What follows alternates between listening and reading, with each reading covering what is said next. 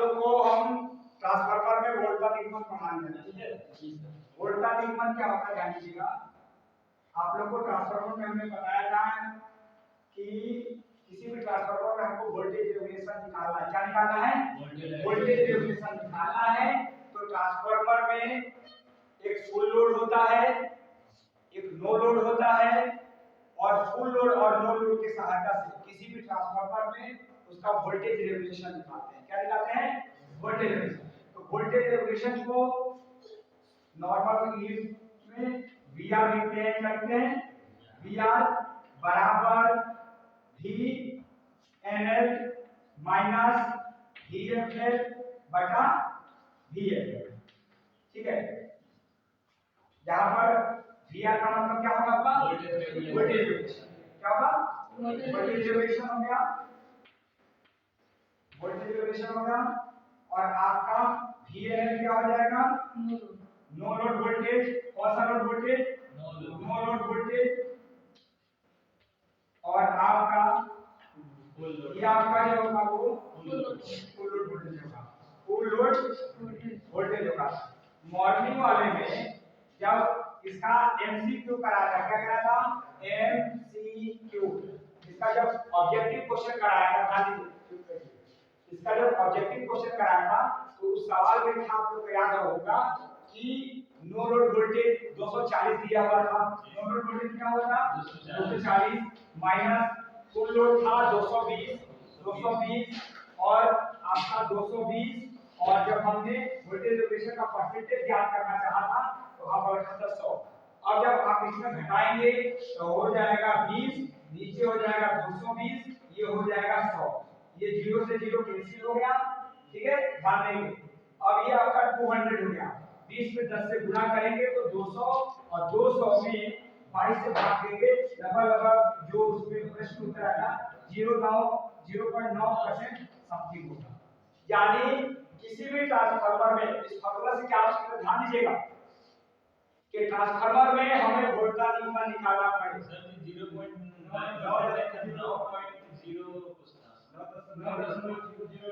हाँ sorry 9.09 yes, ठीक है। इसका परसेंट होगा वोल्टेज रेगुलेशन। तो हम ध्यान देंगे कि किसी भी ट्रांसफार्मर में हमें वोल्ट का निगमन निकालना है तो उस ट्रांसफार्मर में आपको नो लोड वोल्टेज क्या होना चाहिए, फुल लोड वोल्टेज क्या होना चाहिए। अक्सर एग्जाम में गलती है क्या होती है उसको आप बताते हैं। ये प्रैक्टिस का चीज है, कंटिन्यू प्रैक्टिस कीजिएगा, दिमाग रखिएगा। एग्जाम में लोगों को याद रहता है नो वोल्टेज फुल वोल्टेज।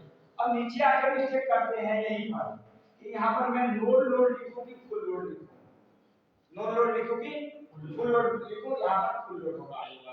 लेकिन आपने खासकर सेकंड ईयर में ध्यान दिया होगा थ्री फेज में कि जब हम स्लिप निकालते थे तो स्लिप में फार्मूला होता था अनसेट स्लिप पे ns माइनस nr बटा ns। देख लीजिए यहाँ पर ये चीज आ गया। और वोल्टेज वाले में ये पूरे इलेक्ट्रिशियन में जो आपको लगभग 2 साल में ये फार्मूला बहुत इधर से करना है। ये आप फर्स्ट ईयर के छात्रों लेकिन बेसिक रूप से समझने का दिमाग में कोशिश कीजिए। फर्स्ट ईयर और सेकंड ईयर कुछ नहीं होता। आप समझते कि इंजीनियरिंग करने आए हैं, इंजीनियरिंग के छोटे छोटे पौधे हैं। तो वहां पर एनएस का मतलब सिंक्रोनस गति। सिंक्रोनस गति यानी यदि आपका मोटर का जो इंडक्शन मोटर का ऊपरी का जो भाग है उसको बॉडी बोलेंगे, योग बोलेंगे, और इंडक्शन मोटर में उसको बोलते हैं स्टेटर। उसी स्टेटर के अंदर वाइंडिंग रहती है, उसके अंदर रोटर रहता है, घूमता है, उसको रोटर कहते हैं। तो वो रोटर की गति है, रोटर की गति, और ये स्टेटर वाली गति। तो निकालिए इन दोनों को घटाओ, लेकिन नीचे जो होगा वह क्या होगा? एनएस होगा। लेकिन यहाँ पर ध्यान दीजिए ये आपका एनएस ही हो गया, लेकिन यहाँ पर ये ध्यान दीजिएगा वोल्टेज रेगुलेशन में क्लियर हो गया। इस फॉर्मूले को आप लोग उठा एक बार और लास्ट बार एक बार बताना, ध्यान से इसको देखिए, समझना सबसे बड़ी चतुराई है।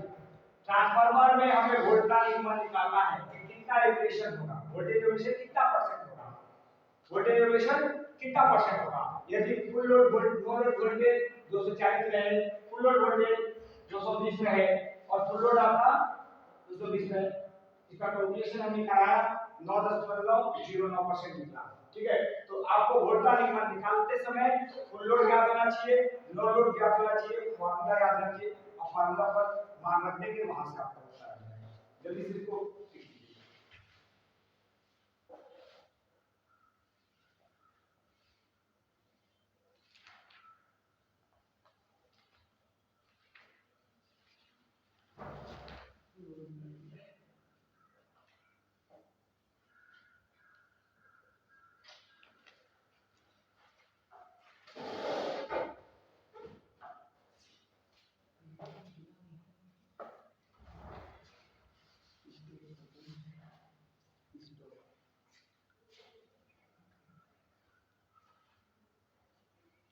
अगला हेडिंग डालिए, ट्रांसफार्मर में विद्युत वाहक बल का समीकरण। इसको याद हो गया ना, VLL माइनस VFL बटा VFL इनटू 100।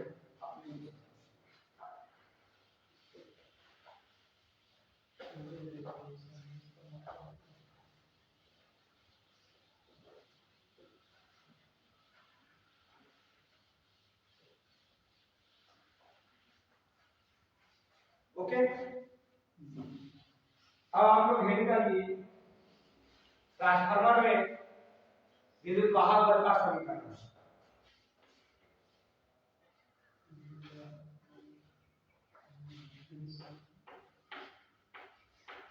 ट्रांसफार्मर विधि क्या होगी? परिणामित। क्या होगी? परिणामित। ट्रांसफार्मर का विद्युत वाहक बल, विद्युत वाहक बल का क्या चीज? समीकरण। और विद्युत वाहक बल का क्या होता है? EMF। What is the full form of EMF? EMF का पूरा नाम इलेक्ट्रोमोटिव फोर्स। इलेक्ट्रोमोटिव, देखो आप लोग को दो चीज याद होना चाहिए, इलेक्ट्रोमोटिव, इलेक्ट्रोमोटिव फोर्स। और एक जो आपका होता है, एक तो EMF हो गया और एक आपका बाबू MMF होता है। MMF यहाँ पर आपका मैग्नेटिक मोटिव फोर्स होता है। ठीक है, मैग्नेटिक मोटिव फोर्स होता है। और यहाँ पर इसकी हिंदी का भी चुंबकीय वाहक बल। क्या होगा? चुंबकीय वाहक बल। चुंबकीय वाहक बल। अभी चुंबक बल लेक्चर पढ़ा, ये बेसिक रूप से आप देखिए, इसको फुल फॉर्म चाहेंगे तो आप लिख सकते हैं। और इसमें आपको हम बताने जा रहे हैं ट्रांसफार्मर का विद्युत वाहक बल का समीकरण। ट्रांसफार्मर का विद्युत वाहक बल का समीकरण को ध्यान से चलिए, और ट्रांसफार्मर के विद्युत वाहक बल के समीकरण में ध्यान देंगे। लिखिए, लिखिए, किसी ट्रांसफार्मर के प्रत्येक वाइंडिंग में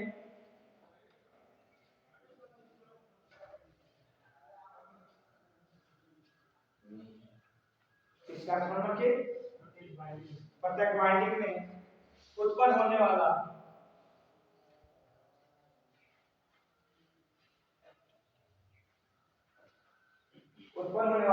विद्युत वाहक बल, उत्पन्न होने वाला विद्युत वाहक बल तीन बातों पर निर्भर करता है।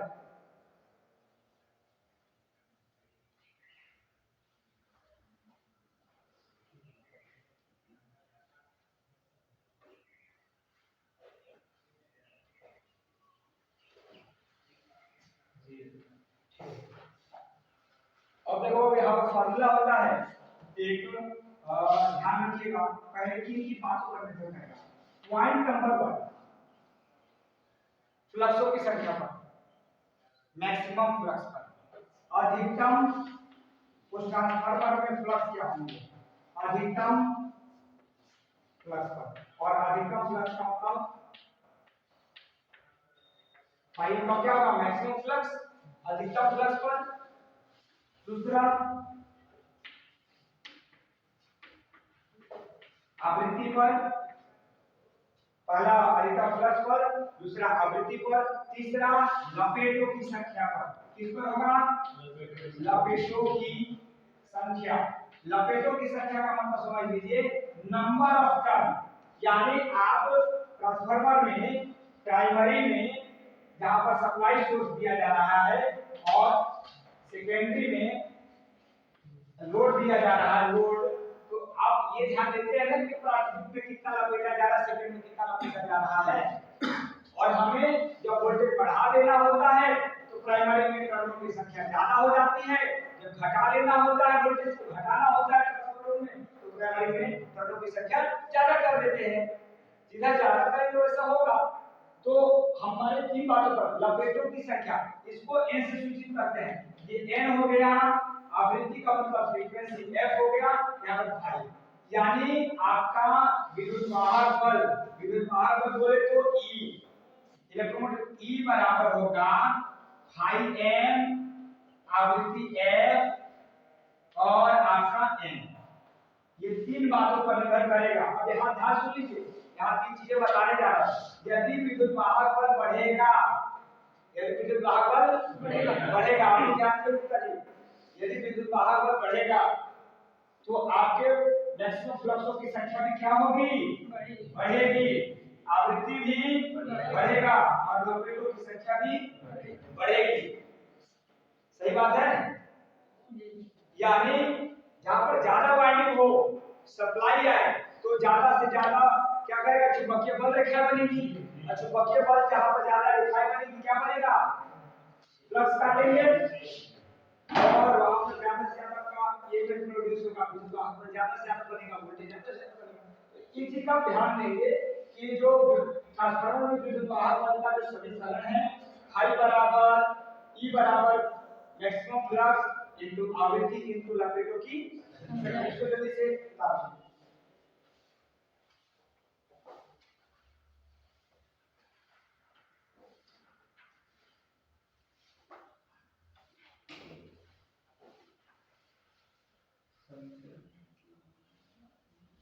इसमें थोड़ा सा और फार्मूला आगे बढ़ेगा। देखो चूंकि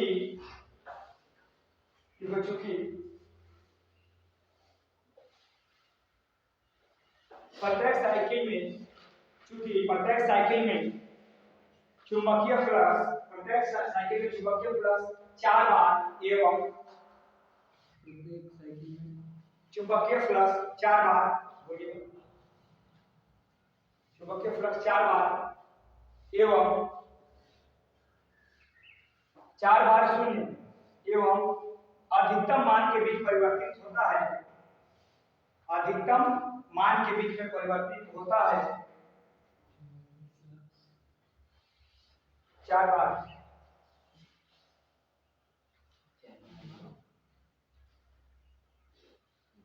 एकदम अधिकतम मान के बीच में परिवर्तित होता है, उस समय कितने बार परिवर्तित हो रहा है, तो सेम नहीं होगा, और 4 बार परिवर्तित हो रहा है, तो इसमें 4 से क्या हो जाएगा, समानुपाती है, और इसमें आपका f, ठीक है, उसमें से समीकरण ये बन गया, E बराबर 4 into 5m into h into n। इसमें आगे बढ़िए, देखिए कि E RMS बराबर, ये फॉर्मूला याद रखिए, जब क्या दिया रहेगा, अभी आपने क्या पॉइंट लिखा, 4 बार क्या हो, एक साइकिल में चुंबकीय फ्लक्स 4 बार, और अधिकतम 4 बार शून्य हो,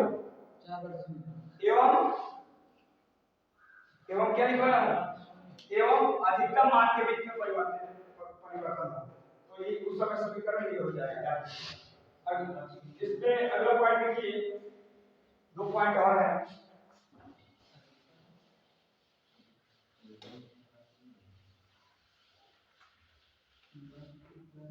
ठीक है ना, इसमें अगला पॉइंट देखिए, E RMS बराबर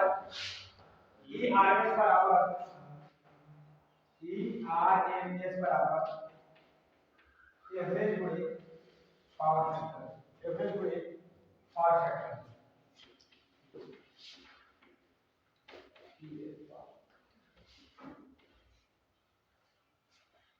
यदि आरएमएस विद्युत वाहक बल निकालना है, क्या निकालना है?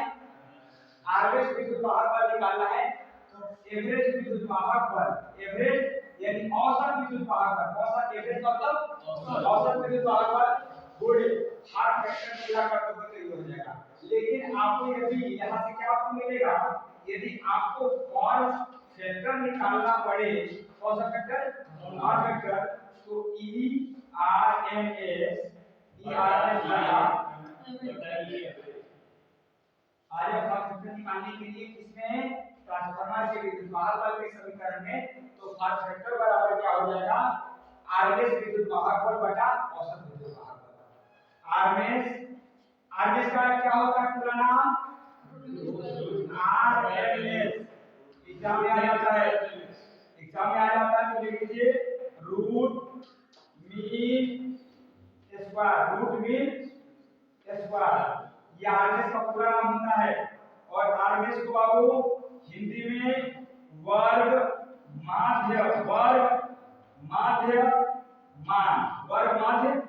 मान कहते हैं आरएमएस को, बटा औसत विद्युत वाहक बल। कौन सा बात? औसत विद्युत वाहक बल, औसत विद्युत वाहक बल। जब आपको आगे एग्जाम में निकालेंगे कि भारा फैक्टर निकालिए, तो वर्ग माध्य गुण यानी आरएमएस वाला बटा औसत वाला, आरएमएस वाला बटा औसत, आर बटा ए, आर बटा ए ले रखिएगा, ठीक है। अब इसमें एक नेक्स्ट फार्मूला एक और लिख लीजिए, एक फार्मूला और लिख लीजिए।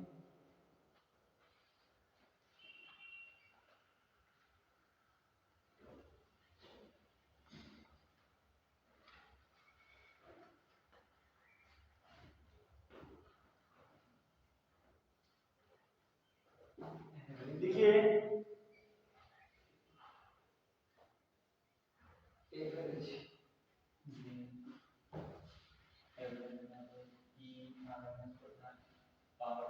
ये आपने इतना लिख लिया, इसमें एक लास्ट फार्मूला लिख लीजिए, ई आरएमएस बराबर ई आरएमएस बराबर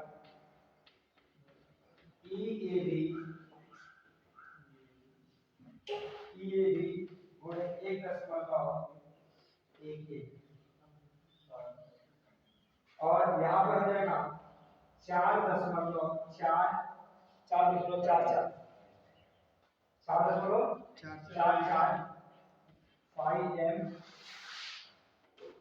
f into n।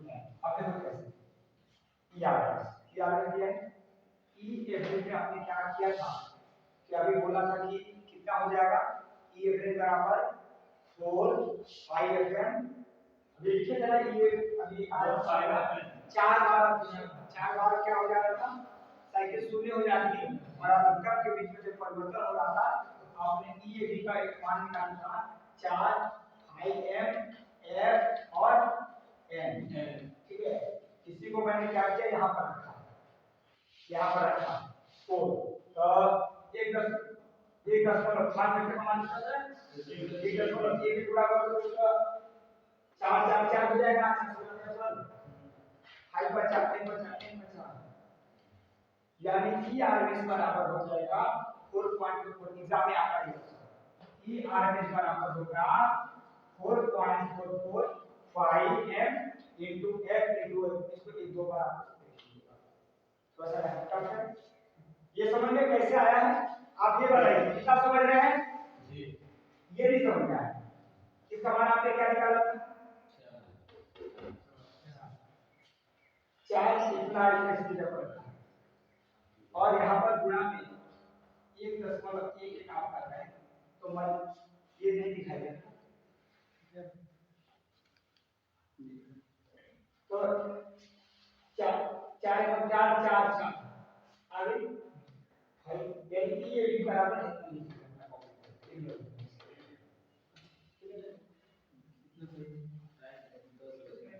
उसमें 20 मिनट 3:10 20 मिनट शुरू कर दीजिए, हो गया। लास्ट पॉइंट आप लोग का ये लिख लीजिए लास्ट पॉइंट ट्रांसफार्मर रेशियो। ये थोड़ा सा पहली बार आपको मिला हुआ है, आप लोगों को समझ में थोड़ा सा कम आ रहा होगा। एक लास्ट लिख दीजिए, उसकी से 2 मिनट का टॉपिक है, वो मैं थोड़ा सा पहले भी समझा चुका हूं, लेकिन यहाँ पर आपको अपना क्लियर शुरू करना है।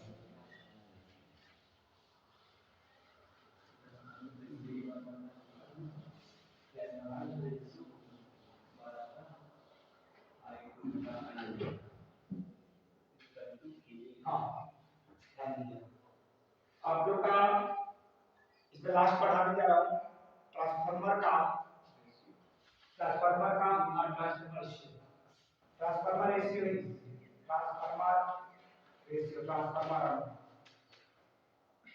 ट्रांसफार्मर अनुपात में आप कंफर्म ले लीजिए। ट्रांसफार्मर रेशियो का मतलब होता है अनुपात। अब देखिए, आपने ये दिमाग में रखा था, प्राइमरी में हम सप्लाई सोर्स करते हैं, क्या करते हैं, सप्लाई सोर्स करते रहे, ठीक है, सप्लाई सोर्स आपका करते रहे प्राइमरी में, और सेकेंडरी में हम आपको क्या कर रहे हैं, लोड लगा रहे हैं, क्या कर रहे हैं, लोड लगा रहे हैं, लोड। अब ध्यान देंगे कि जो प्राइमरी में हमारा स्रोत होगा, जो वोल्टेज होगा, वो हमारा V1 होगा, क्या होगा, V1 होगा, और जो हमारी लपेटों की संख्या, लपेट जो होंगे वो हमारे कहलाएंगे एंटी, क्या कहलाएंगे, एंटी कहलाएंगे, आपके एंटी कहलाएंगे। ये क्वेश्चन हो गया।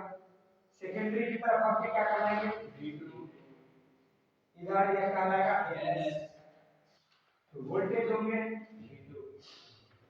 लेकिन इसमें पहले भी, इसके पहले वाली क्लास में बता चुका हूं, इसमें जो वोल्टेज आएगा वो V1 होगा, सप्लाई सोर्स है, जो वाइंडिंग होगी प्राइमरी होगी, जो वाइंडिंग सेकेंडरी हो गई, लोड की तरफ ही ध्यान देंगे, लोड की तरफ सेकेंडरी वाइंडिंग होगी। इसमें जो आने वाला करंट है, ठीक है, तो जैसे इसमें सप्लाई, मान लो कि इधर से आपकी 3 फेज की सप्लाई आई, 3 फेज की सप्लाई है, समझा चुका हूं, 3 फेज की सप्लाई आई, पूरे प्राइमरी वाइंडिंग में इन्होंने चुंबकीय क्षेत्र बना दिया, आयरन प्लेट में बनाया, सेकेंडरी में इन्होंने चुंबकीय क्षेत्र बना दिया। अब सेकेंडरी की तरफ आपको वोल्टेज मिला, सेकेंडरी की तरफ प्राइमरी सेकेंडरी टर्नों की संख्या है, किंतु करंटों में परिवर्तन है, धारा में परिवर्तन हो जाता है। धारा में इधर क्या होगा, I2, इधर की तरफ आपका I2 हो जाएगा, और इधर की तरफ आपका I1 हो जाएगा। और इस तीनों चीजों को मिलाकर के वोल्टेज, करंट, लपेटों की संख्या निकाल करके जब आप ट्रांसफार्मर रेशियो निकालते हो, ट्रांसफार्मर रेशियो TR निकालते हो, उस समय आपका पहला वोल्टेज बटा दूसरा वोल्टेज, ठीक है, प्राइमरी टर्नों की संख्या NP मान सकते हो, N1 मान सकते हो, तो NS बराबर I2 बटा, ये आपका ट्रांसफार्मर रेशियो क्या है, सूत्र है। आज का क्लास है, तो इसमें जब मंडे को जब आपका क्लास चलेगा तो ट्रांसफार्मर के अलग अलग भाग हैं, ठीक है, तो उसमें अगली क्लास में आपको ऑटो ट्रांसफार्मर क्या होता है, ट्रांसफार्मर क्या होते हैं, ट्रांसफार्मर के अलग अलग पार्ट्स हैं, ग्लूकोज रिले, कैपेसिटर, ब्रेकर, उसमें सिलिका जेल प्रयोग किया जाता है, सिलिका जेल लगी सोखने के बाद क्या होगा, ये अगली क्लास में आपको बता देगा।